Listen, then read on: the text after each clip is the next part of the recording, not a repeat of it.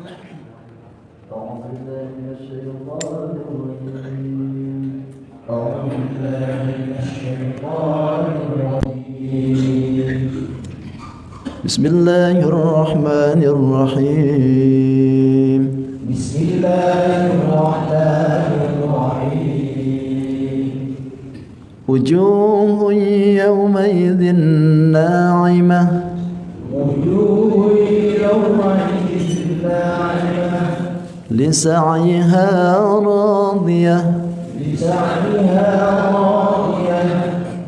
في جنة عالية لا تسمع فيها لاغية في جنة عالية لا تسمع فيها لاغية فيها عين جارية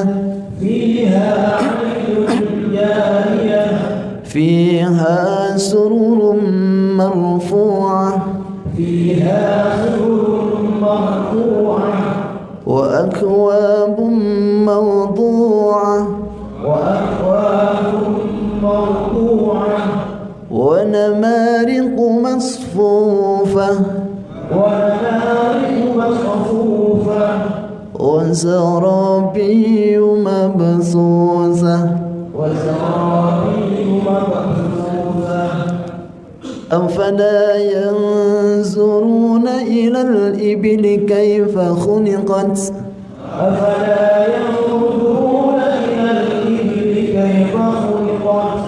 وإلى السماء كيف رفعت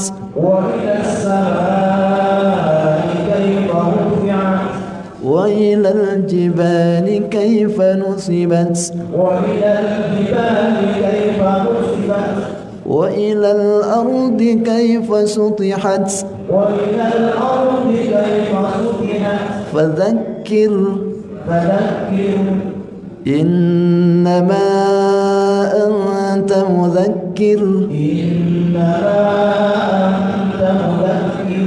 لست عليهم بمسيطر إلا من تولى وكفر فيعذبه الله العذاب الأكبر لست عليهم بمسيطر إلا من تولى وكفر فيعذبه الله العذاب الأكبر إن إلينا إيابهم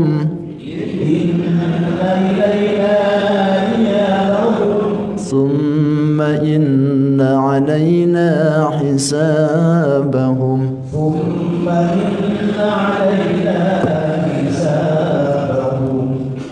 Kadang kalau di ujungnya itu kadang-kadang suka ada yang doa ya, ada jawab. Itu bukan berarti nambah ayat, tapi jawaban dari ayat ini. Dua kali di sini itu kadang-kadang. Pertama, fayu'adzibuhullahul 'adzabal akbar. Itu jawabannya Rabbi a'idni min 'adzabik. Rabbi a'inni min 'adzabik. Yang kedua, inna iyabahum summa inna alaina hisabahum. Rabbi hasibni hisaban yasira. Itu jawaban dari ayat yang dibaca. Karena minta perlindungan ke Allah. Ketika Allah menyebutkan kalimat hisab, minta dihisabkan yang ringan. Rabbi hasibni hisaban yasira. Kalau lagi sholat, ya pelan aja, cukup sendiri. Cukup sendiri saja. Jangan rame-rame. Kalau rame-rame jadi rame nanti sholatnya. Baik, bismillahirrahmanirrahim. Alhamdulillah, hari ini kembali Allah takdirkan kita untuk bisa berkumpul bermuajahah di masjid yang kita cintai ini. Yang mana alhamdulillah hari ini Ahad pertama ya, kita memasuki masjid yang baru. Bukan masjid baru ya, suasananya yang baru. Alhamdulillah Allah berikan rezeki bagi kita semua nih. Masjid yang begitu indah, yang begitu bersih, nyaman, tentram ya. Mudah-mudahan kita diberikan oleh Allah kekhusyuan di dalam ibadahnya, diberikan kesemangatan, dan juga mudah-mudahan makin makmur ke depannya ini masjid. Karena ini sentral ya. Bagus masjid berarti umat muslimin dipandangnya bagus. Alhamdulillah. bagusin aja masjid itu. Memang akhir zaman masjid bagus-bagus bang. Tuh, tapi nggak apa-apa. Yang jelek itu masjidnya bagus, orangnya kosong gitu. Kalau ini masjidnya bagus, orangnya alhamdulillah banyak. Nah, ini yang diinginkan oleh Rasulullah tuh. Itu jangan ini masjid sudah elek, orangnya nggak ada lagi. Gitu. Jadi silakan aja baguskan masjid itu, supaya ada haibah keislaman itu kelihatan. Bahwa Islam itu kaya.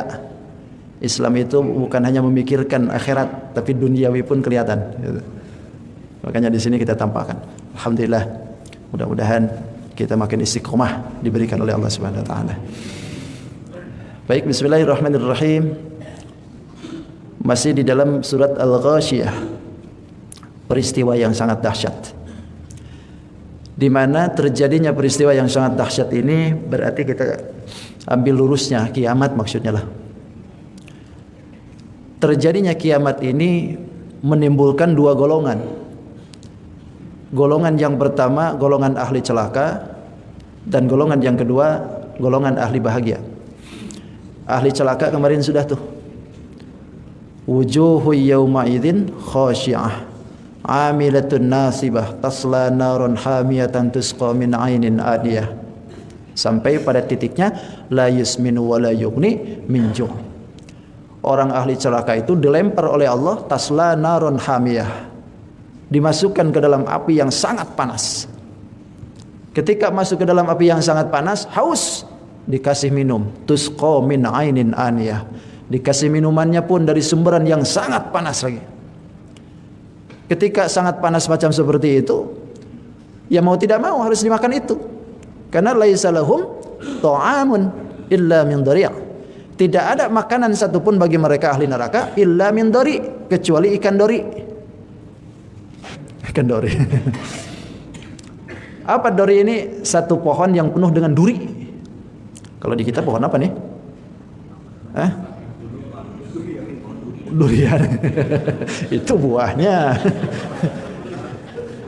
Heran kan, pohonnya nggak ada duri tapi buahnya durian. Buah yang berduri itu yang sering dipakai itu bantal. Kalau bahasanya kapuk tuh. Ikan kapuk lagi. Pohon kapuk. Oh, itu berduri itu biasanya dari bawah sampai atas itu berduri. Kenal dengan pohon-pohon enggak ini? Kok bingung semua? Ada perhutanian di sini? Enggak ada.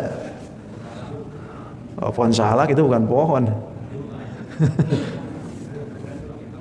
Kalau salak itu lebih kepada apa? Tangkainya ya. Saya kayak kakus ya. Pokoknya pohon-pohon berduri lah. Nah itulah yang dimakan. Gak ada lagi yang bisa dimakan selain itu. Ketika itu dimakan, la yusminu wa la yughni min ju'. Tidak bisa mengenyangkan, bahkan tidak bisa menghilangkan rasa lapar. Terus saja begitu. Nah ini bagian daripada siksa-siksa yang telah diberikan oleh Allah. Dan itu terus menerus. Makanya disebutkan dalam ayat yang pertamanya tadi, amilatun nasibah, pekerjaan yang melelahkan. Melelahkan kan itu. Minum salah, lapar juga salah. Tapi itu bagi ahli neraka. Nauzubillahi min dzalik. Mudah-mudahan kita berataan diselamatkan dari siksa api neraka. Itu. Nauzubillahi min dzalik. Gambaran. Tapi kita kembali, ketika kita menceritakan tentang masalah neraka, kembalikan ke diri sendiri. Seolah-olah kita lah yang akan mengalami. Orang lain mungkin masuk surga semua. Nanti ujungnya penuh pengharapan. Hati-hati hidup kita. Terus kalau bicara masalah surga, seolah-olah itu surga untuk orang lain. Kita lah yang enggak. Gitu. Kenapa? Karena seolah-olah kita penuh pengharapan semuanya. Jadi nanti kalau cerita masalah neraka dibalikan ke sendiri, ada timbul ketakutan dari diri. Kalau mengisahkan tentang masalah surga, seolah-olah untuk orang lain. Karena diri nanti supaya penuh pengharapan. Kalau kita ini merasa bahwa, wah surga saya nih, berarti kita sudah ujub. Seolah-olah bisa memastikan bahwa kita ini ahli surga. Padahal semua adalah keridhaan Allah Subhanahu Wa Taala. Supaya nanti timbul kerendahan diri lah, rendahan diri. Bayangkan, andaikan kita di sini kalau kitanya yang di sini, alangkah capeknya kita nanti dari situ. Belum lagi nanti urusan dengan yang lain. belum lagi nanti urusan dengan anak bini, belum lagi urusan dengan tetangga, belum lagi urusan hutang yang belum dibayar, belum lagi urusan orang yang pernah didolimi. Ini kan bikin repot semua. Dan itu pasti diketemukan oleh Allah. Makanya di dalam ayat lain kan Allah nyebutin, yauma yafirrul mar'u min akhihi wa ummihi wa abihi wa sahibatihi wa bani likulli imri'in minhum yauma idzin sya'nu yughni. Orang itu nanti lari. Ketika kita punya saudara, kita lari dari saudara itu. Kenapa? Karena kita takut saudara itu menuntut kita akan haknya. Mungkin ketika kita hidup tidak pernah bantu dia, sedangkan kita ada. Nanti di yaumil qiyamah itu saudara ngejar-ngejar kita. Wa ummihi wa abi, ibu, bapak lari dari anaknya. Kenapa? Karena merasa anaknya tidak pernah dididik. Anaknya menuntut, kenapa ikam tidak pernah mengajari aku? Kenapa tidak mau memberikan aku petunjuk jalan yang lurus? Lari itu. Bapak lari, ibu lari. Wa sahibatihi wa bani. Istri pun juga lari dari suami. Suaminya pun begitu juga. Pokoknya kullun ri'im yauma idzin sya'nu yughni. Semua orang di situ disibukkan dengan urusan sendiri. Dan itu siapa? Kita, jamaah pelita. Bukan orang itu. Kenapa Allah gambarkan seperti itu? Supaya nanti ketika sudah mengalami itu tidak kaget gitu. Inilah enaknya jadi mukmin. Segala sesuatunya sudah dikasih tahu oleh Allah. Tinggal kehati-hatian kita ketika nanti di alam sana kita tinggal mengatakan hadza ma wa'adar rahman wa sadaqal mursalun. Ini adalah perjanjian yang dijanjikan oleh Allah. Tidak kaget. Kalau kafirin begitu dia berikan seperti itu, wah kagetnya luar biasa. Kenapa? Karena tidak percaya. Tapi kalau kita, alhamdulillah, Allah berikan iktibar, Allah berikan pelajaran, Allah berikan kisah karena kita supaya tidak kaget di sana. Penuh kehati-hatian. Kemudian yang kedua, golongan yang kedua ini menggambarkan keadaan ahli surga. Mudah-mudahan Allah takdirkan kita semua nih. Gimana ahli surga nih? Jangan tegang kalau ngomongin surga. Ya, kalau kemarin ngomongin neraka pantas tegang. Kalau ngomongin surga harus gembira. Makanya doanya pun juga Allahumma inni as'aluka wajibatil jannah wa na'udzubika min sakhatika wan nar. Kita minta surga dan kita minta dijauhkan dari neraka. Wujuhun yawma idzin na'imah li sa'iha radiyah fi jannatin 'ariyah. Golongan yang kedua ahli surga itu wujuhun yauma idzin na'imah. Ingat kemarin sudah dikatakan kenapa wajah yang diberikan oleh Allah pandangannya? Karena wajah ini adalah satu juz yang ada di manusia yang paling mulia. Makanya kemuliaan itu terletak di wajah. Kalau wajahnya dimuliakan oleh Allah, berarti seluruhnya pun akan jadi mulia. Tapi kalau wajahnya saja sudah dihinakan, berarti keseluruhannya pun akan ikut hina. Makanya jaga wajah. Wujuhu yawma idzin na'imah. Di hari kiamat itu ada wajah-wajah na'imah yang berseri-seri. Pokoknya jadi cantik, jadi ganteng. Luar biasa pokoknya, cakep. Tersenyum-senyum pokoknya. Kenapa tersenyum? Lisa'yiha radiyah. Karena senangnya ini ketika waktu di dunia senang taat ke Allah.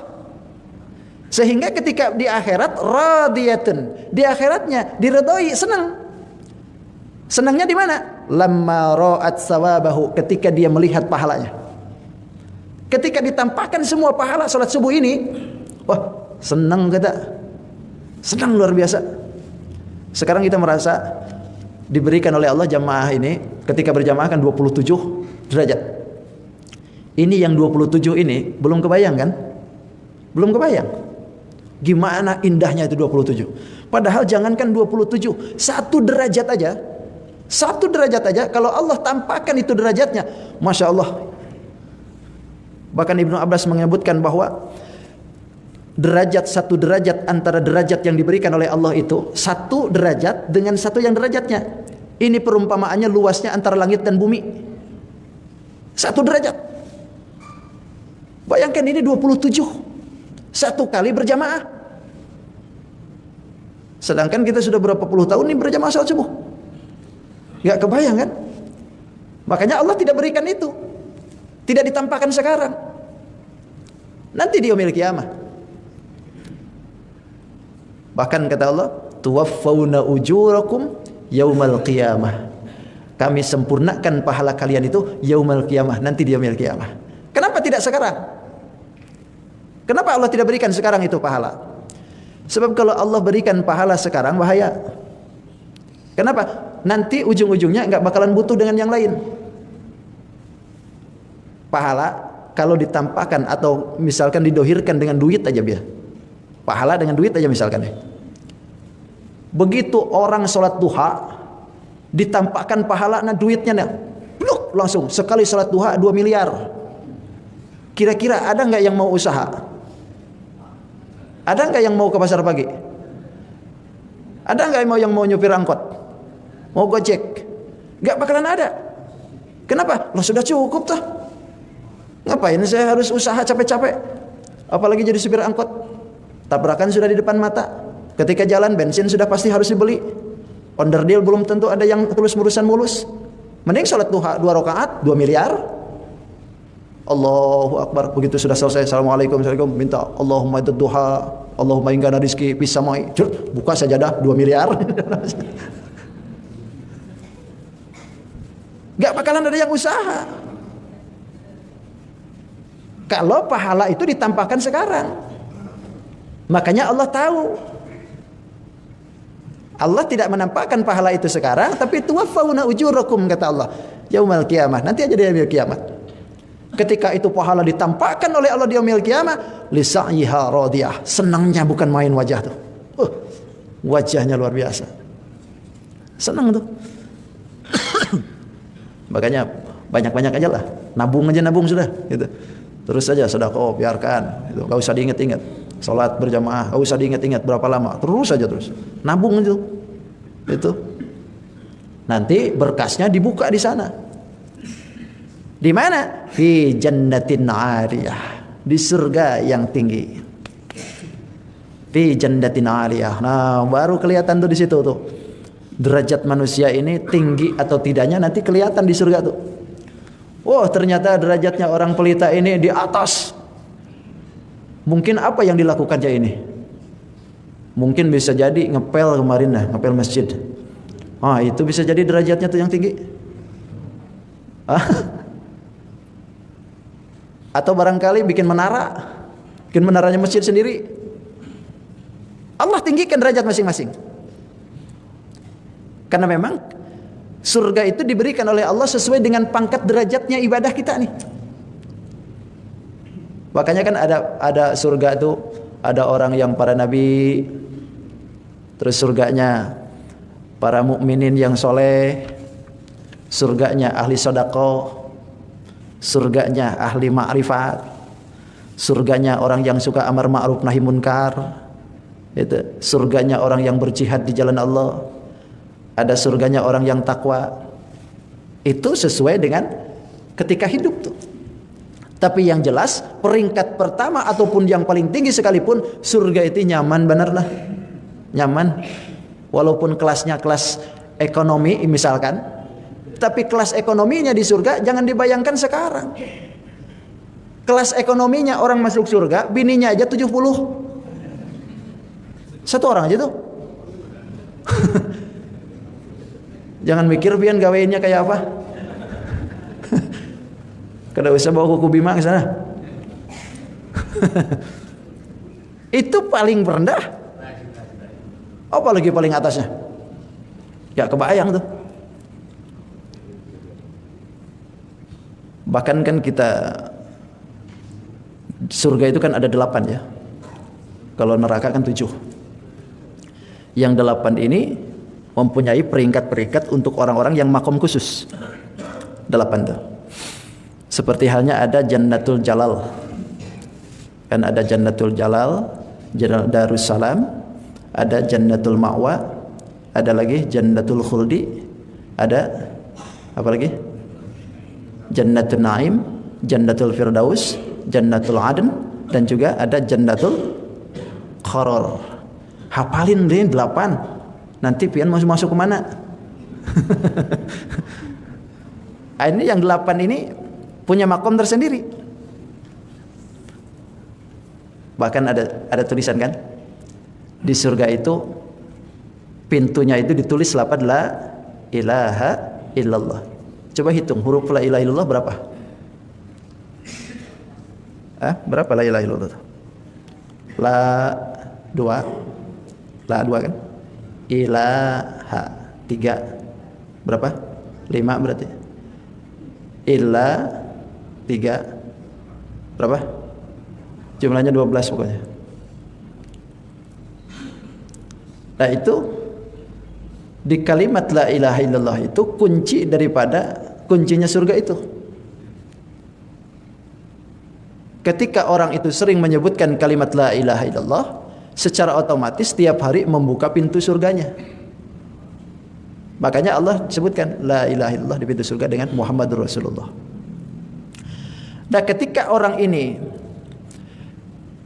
hidupnya ini penuh dengan perjuangan, penuh dengan jihad, bahkan sampai mati di medan tempur barangkali. Nah orang yang seperti ini nanti dimasukkan oleh Allah kepada Jannatul Adn. Mati di medan tempur, Jannatul Adn. Ada orang yang bertakwa. Ini kalau orang bertakwa berarti orangnya takut dengan Allah. Nanti masuk ke Jannatul Qarar. Jannatul Qarar. Ada lagi orang yang haji umrah, hajinya mabrur, mabrurah, umrahnya mabrur, mabrurah. Ini masuk ke dalam Jannatul Firdaus. Masuk ke situ. Bacakan, orang yang hajinya mabrur itu tidak ada lagi pahala kecuali pahalanya surga. Laisal jaza illal jannah. Surga yang mana? Jannatul Firdaus itu. Ada orang yang memelihara sholat. Tiap hari rajin sholat. Pokoknya 5 waktu itu selalu berjamaah.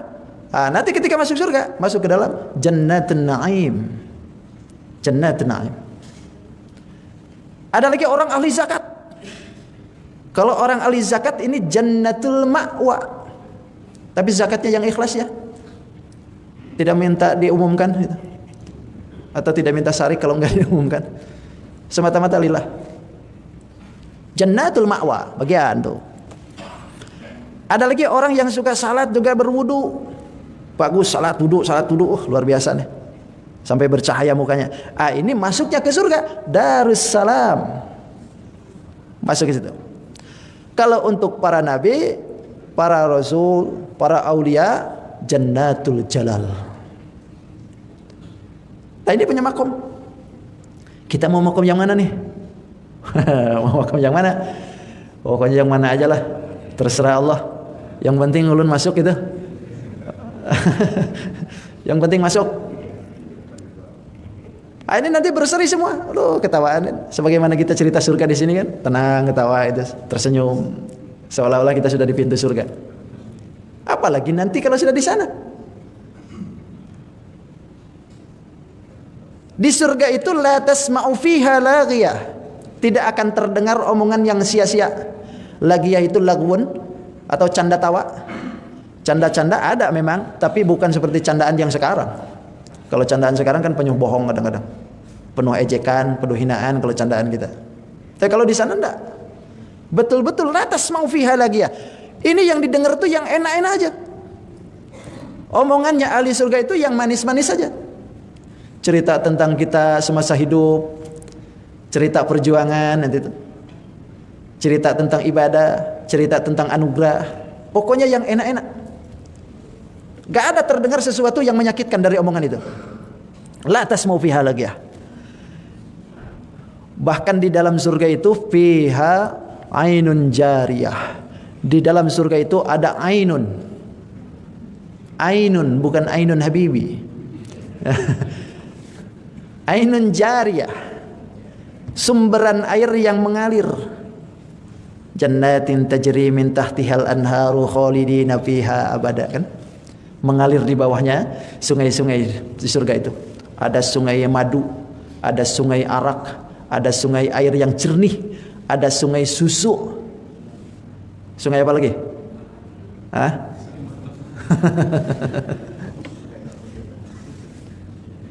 Ada sungai susu. Kenapa diadain? Karena memang manusia senang susu. Dari mulai lahir sampai mau meninggal, kadang-kadang susu tidak ditinggalkan. Itu bagian dari fitrah kan. Baginda Rasul pun ketika mau Isra Mi'raj disuruh minum arak, minum susu. Disidangkan oleh malaikat, yang diambil oleh Rasulullah susu. Susu diminum oleh Rasulullah. Ketika mau habis, Rasulullah ditaruh. Kata Jibril, andaikan engkau itu minum arak yang satu ini, niscaya tidak ada satupun umatmu yang ikut dengan kau. Kalau Rasulullah minum arak pada waktu itu, tapi Rasulullah minum susu. Susunya pun tidak dihabiskan. Kata Jibril, andaikan itu susu engkau habiskan semuanya, niscaya umatmu yang sudah ikut terlena dengan urusan dunianya. Ini disisain dikit aja. Coba kalau dihabiskan semua, terlena kita nih, terlena dengan susu pakai ain.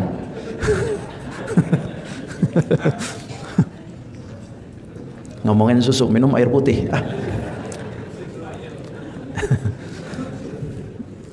Jangan bilang expire loh. Mancing-mancing saja nih. Ada air arak. Oh, arak mengalir. Kenapa air arak? Karena kata orang dunia yang suka minum arak kan yang enak minuman itu arak. Katanya kalau seandainya sudah minum arak, play. Tidak ingat di bumi alam. Mati berarti. Hutang hilang, masalah hilang gitu. Enak. Tapi kalau minum di sana nggak bakalan seperti itu. Lantas mau pihak lagi ya, orang yang minum arak di sana nggak bakalan ngaco. Ngomongnya tetap lurus gitu. Cuman kenapa diadain? Supaya merasakan bagaimana nikmatnya itu arak. Makanya yang sudah pernah minum arak di dunia, nah jangan harap minum lagi nanti. Cabut ya sudah. Sediain arak. Sesuatu. Madu juga begitu. Madu. Karena ini bagian dari anugerah yang diberikan oleh Allah. Semasa di dunia dijadikan itu madu minuman yang istimewa. Di akhirat pun diadain.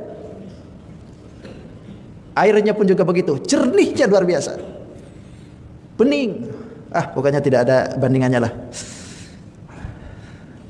Ainun jariyah, mata air yang luar biasa.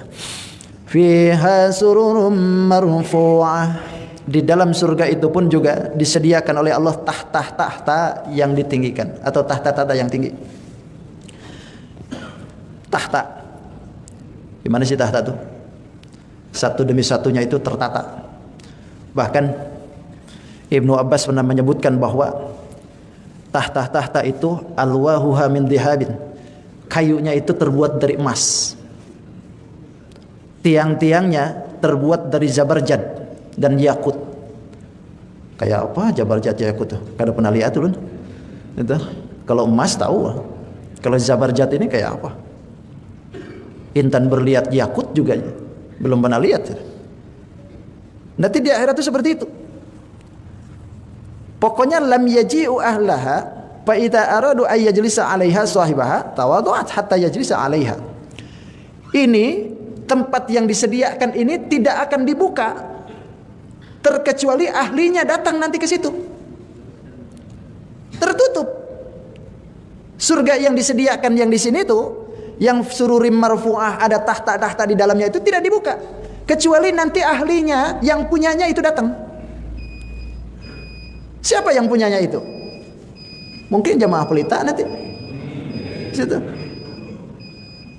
Datang ke situ baru terbuka. Jadi tenang ya. Kaplingan surga nggak bakalan tertukar. Tenang, kuncinya ada di masing-masing. Ketika nanti orangnya datang, pintu surganya terbuka, duduk di situ. Duduk di situ. Ketika orang ini duduk, naik tahta nih, naik ke atas.